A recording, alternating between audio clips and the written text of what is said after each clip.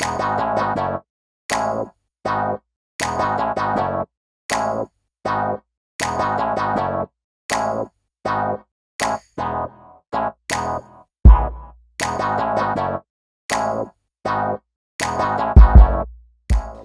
comes to mind when you hear the words, "Make America Great Again"? Not to most minorities, these words are practically hollow, because for many people, America has been mired in racism. It's important to note that there are two colloquialisms that have been indoctrinated in us.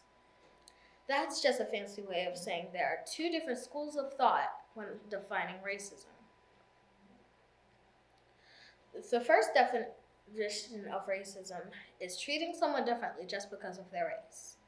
The second definition of racism, which you may not have heard so much about, is prejudice plus power. That means that the dominant population can prejudge minorities below, and that affects how the minorities live.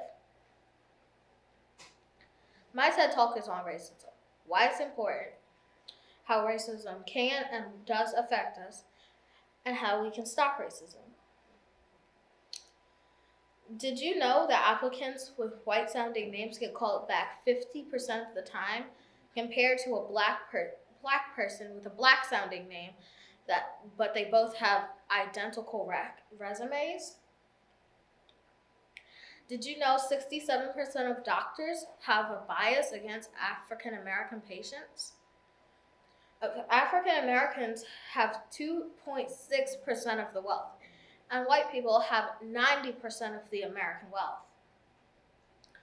African Americans are 2 times more likely to be employed. And now, moving on to how we can stop racism. We should support minority groups, hiring programs like affirmative action. And we should spread awareness by using social media, talking to someone, or starting a campaign, or making posters. Thank you, that is my TED Talk. Yeah.